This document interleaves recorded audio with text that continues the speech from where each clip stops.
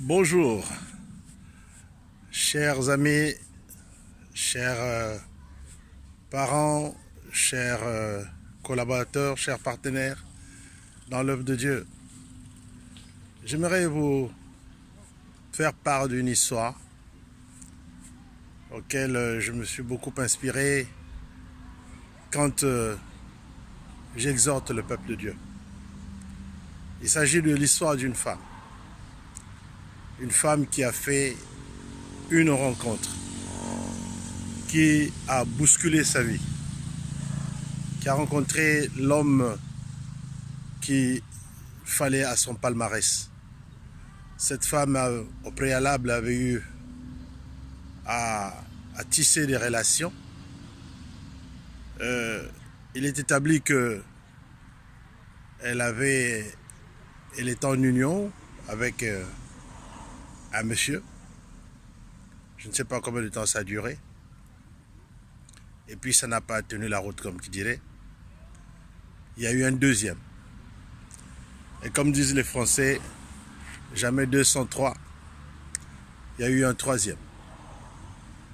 Puis il y en a eu un quatrième. Et puis enfin, pour comme solder la chose, elle en a eu un cinquième. Mais malgré cela, elle était toujours en train de chercher à résorber la soif de sa vie. Parce que cette femme avait un réel problème. Comme cela peut paraître dans la vie des uns des autres. On est toujours en quête d'amour, quête de liberté, quête de consolation, quête de bonheur. Mais comme je me vertue toujours à le dire, dans le cœur de l'homme, il y a un vide qui a la forme de Dieu. Tant que ce vide ne sera pas complet, il sera difficile de s'arrêter à rechercher le bonheur. Parce que on parle de bonheur, pour certains c'est peut-être de l'argent, pour d'autres c'est peut-être un voyage, c'est peut-être un être cher, mais le véritable bonheur se trouve en celui qui est capable de nous le donner. Donc pour revenir à l'histoire de cette femme, c'est qui devait arriver dans sa vie, parce que Dieu regarde quand quelqu'un a une réelle soif, un réel besoin. La Bible déclare que lui sonde les cœurs et les reins. Ça peut être ton cas aujourd'hui. Là où tu es, tu recherches quelque chose. Au plus profond de toi, tu recherches une certaine consolation. Et Dieu qui sonde les cœurs et les reins finira par se révéler à toi, d'une manière ou d'une autre. Donc pour revenir à l'histoire de cette femme, ce qui devait arriver est arrivé. La Bible déclare qu'un jour, le temps se faisant, il était midi très avancé, le soleil était à son déclin. Et là, justement, il était judiciable de se retrouver au bon endroit pour un peu de fraîcheur. Jésus, donc, se retrouve au bord de ce puits-là pour rechercher une certaine fraîcheur, pendant que ses compères, les disciples, avaient été en ville pour quelques courses. Parce qu'il fallait bien préparer le goûter ou le repas, le déjeuner du midi.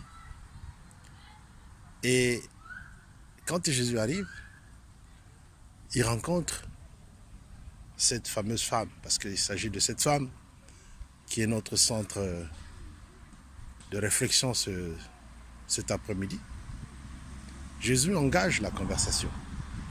Parce que quand on rencontre Dieu dans notre vie, le premier intervenant, c'est lui. Parce qu'il sait de quoi nous avons besoin. Mais il ne va jamais directement au bout de la chose. C'est-à-dire qu'il commence par sonder d'abord notre cœur pour voir est-ce que nous serons disposés par la suite de pouvoir lui donner ce dont il recherche. Donc sachant que cette femme venait pour chercher de l'eau, puiser de l'eau, la Bible déclare qu'elle venait pour puiser de l'eau. Jésus le premier lui demande donc à boire. Chose qui devait se faire sans complaisance. L'eau, c'est quelque chose auquel qu'on ne refuse à personne. Cette femme pose des conditions. Elle résiste par rapport à cette opportunité qui lui était donnée. Chacun de nous se trouve pénalisé à ce niveau-là. Le Seigneur est souvent au plus près de nous. Il dit dans sa parole, voici, je me tiens à la porte, je frappe. Si quelqu'un entend ma voix et qui m'ouvre, je rentrerai et je souperai avec lui. Je m'établirai chez lui. J'établirai ma demeure chez lui. Moi et le Père, nous habiterons auprès de lui. Mais sommes-nous encore disposés à lui donner cette chance, cette main tendue qu'il lui-même nous donne? Souvent, nous avons été très réticents à ce niveau-là. Et la femme pose des conditions, donc elle dit, comment toi, oses-tu me demander de l'eau alors que de toi à moi, il n'y a aucune relation? Elle est allée dans les paramètres des hommes. Moi, je suis d'eux, je suis ceci, je suis cela. Je suis blanc, je suis noir, je suis ceci, je suis cela, je suis africain, je suis européen. Bref, il y a des barrières que nous-mêmes avons dressées pour certaines opportunités que Dieu nous donne. Je ne sais pas si c'est votre cas. Souvent, vous avez délibérément renvoyé l'invitation que le Seigneur vous donne à cause des a priori, à cause des préjugés, à cause de votre héritage, de ce que vous avez de plus cher, chose que vous ne voulez pas abandonner. Alors justement, le Seigneur veut que nous abandonnions certaines choses afin que lui nous donne la meilleure. Certes, cette femme pensait trouver le meilleur auprès de ces hommes dont on a fait état tantôt de 5 bonhommes, mais elle est allée d'échec en échec. Et là, elle rencontre un homme, un prince charmant comme qui dirait. Elle aurait pu sauter sur l'opportunité, mais se laisse distraire dans des détails inutiles, au point où si il n'y avait pas la grâce de Dieu, elle aurait pu encore passer à côté de l'occasion que le Seigneur lui donnait. Donc elle dresse un mur, elle dit, comment oses-tu me demander à boire? Enfin, comme je l'ai dit tantôt, à cause justement de certaines appartenances, elle a voulu se buter à cela. Mais voilà que le Seigneur, lui qui connaît les besoins de chacun de nous, lui qui sonde les cœurs et les reins, dit à cette femme, si tu connaissais le don de Dieu, si tu connaissais la grâce de Dieu, si tu connaissais à quel moment Dieu visite son peuple, eh bien, c'est toi qui m'aurais plutôt demandé à boire. Tu vois? Mais moi, je te demande, mais toi, tu te butes à ce que tu as. Alors que moi qui suis en face de toi, j'ai la solution à ton problème. Tout ce que je veux, donne-moi seulement l'opportunité de pouvoir atteindre ton cœur au plus profond de sa réserve. Parce que Dieu, lui, siège, il veut siéger dans notre cœur. Et c'est ce qu'il recherche. Et donc, la discussion s'envenime, prend des proportions qui vont commencer à dérailler. Mais Jésus reprend le contrôle de la situation pour dire, femme, je veux bien régler ton problème aujourd'hui, parce que tu as un réel problème. Ton problème, c'est de ne pas ce puits où tu viens pour chercher de l'eau. Mais l'eau que tu viens prendre ne va rien régler à ta vie, parce que ce n'est pas un problème d'eau dont tu as besoin, même si tu dois survivre d'eau, tu dois te ménager d'eau, tu dois, enfin comme tout humain, tu dois profiter de ce eau-là. Mais tu n'as pas besoin d'une eau, véritablement, tu as besoin de quelqu'un qui va combler le vide qui est en toi. Alors moi, je possède la solution, j'ai la solution à ton problème.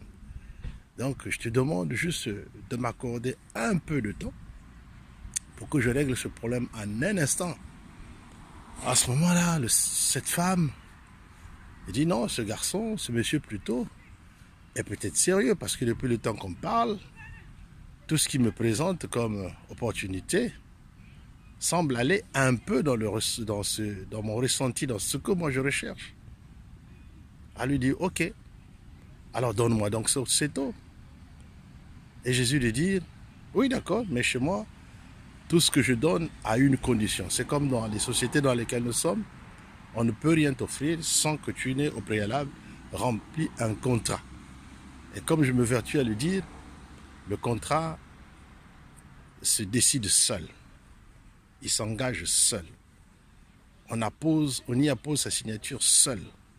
Vous avez beau être monsieur et madame, mais quand il s'agit des contrats individuels, c'est vous qui contactez le contrat, qui signez, n'est-ce pas?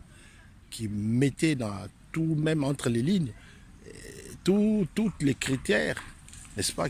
Si vous les remplissez, à la fin, vous signez. Donc Jésus pose les mêmes critères à la femme, il dit, ok, moi je vais solutionner ton problème, mais seulement, il faut que tu ailles chercher ton mari pour que tout soit comblé. Parce que ce que je veux te donner va aussi être au bénéfice de ton mari. Et c'est ce que le Seigneur fait. Il dit, crois seulement, toi et toute ta famille, vous serez sauvés. Donc quand il y a un de nous qui accepte le Seigneur Jésus-Christ dans sa vie, il devient une source de bénédiction pour toute la famille. Voyez-vous? Donc il est important pour nous que chacun dans la famille fasse le premier pas. Ça peut être le mari, ça peut être la femme, ça peut être les enfants, mais il faut qu'il y en ait un qui s'engage d'abord. Voilà pourquoi je dis le salut, il est individuel. C'est celui qui prend la décision qui fait bénéficier les autres. Ouais. Donc, n'allons pas dans des dérapages inutiles. Parce qu'un tel ne prie plus, toi tu ne pries plus. Parce qu'un tel a été dessus, moi aussi je ne veux plus rien faire. Ouais, le salut, il est individuel. Il est donné à chacun de nous de vivre. Après quoi viendra le jugement. Mais quand nous serons jugés seuls. Parce que les actes que nous aurons posés seront préjudiciables pour nous au moment opportun. Donc Jésus veut régler ce problème-là. C'est un problème extrêmement grave. Extrêmement grave, autant pour moi. Donc, cette femme dit, ok, mais la question ou la condition que tu me poses, elle est difficile pour moi d'y répondre parce que je n'ai pas de mari. Alors là, Jésus, il offre un sourire, pas un sourire moqueur, mais un sourire d'amour, parce qu'il a touché le nœud du problème. Il a dit, oui, là tu as raison. En effet, tu as eu des maris, tu en as eu 5, et même celui qui est avec toi là n'est pas ton mari. Donc elle était au sixième essai. Tu vois, Jésus sait que ce que toi tu caractérises, que tu compares ou que tu comptes, ce sur quoi tu comptes, ce n'est pas ça qui va régler ton problème. Ce n'est pas là, c'est pas là la solution. La solution se trouve en lui. C'est lui qui a l'habilité de pouvoir te donner la véritable solution. Ouais. Donc il est important, bien aimé, de ne jamais laisser l'opportunité que Dieu nous donne. Et donc quand Jésus a touché le nœud du problème, cette femme a été désemparée. Et elle est allée dans le village. Elle a commencé à crier à tue-tête à tout le village pour dire, voilà, voyez, venez voir, j'ai rencontré enfin l'homme que j'étais en train de rechercher. Il m'a tout dit. Il m'a tout dit. Donc, cet après-midi, j'aimerais que vous et moi, nous puissions chercher des solutions, des bonnes solutions, rencontrer la personne de Jésus qui, lui, donnera la solution à notre problème, la solution à nos attentes, qui nous donnera le repos de l'âme, comme qui dirait. Donc voilà, c'est ce que je voulais partager avec vous dans le cadre de nos réflexions que nous faisons de temps en temps. Je profite encore de cet après-midi pour, n'est-ce pas, partager ces choses. J'espère que j'ai aidé quelqu'un tout à l'heure par mes propos. Le but, c'est que, voyez-vous, que chacun de nous trouve la véritable solution à son problème. Puisse le Seigneur vous bénir. Si vous avez aimé mon intervention, notre intervention, n'oubliez pas de liker, partager les vidéos et ça pourra aider quelqu'un. Peut-être que vous n'en avez pas besoin, mais ça peut aider quelqu'un qui est au loin, qui est dans une détresse, qui est dans des interrogations, qui est dans le questionnement. Et Dieu en sera béni. Que mon Dieu puisse vous bénir. C'était votre humble serviteur.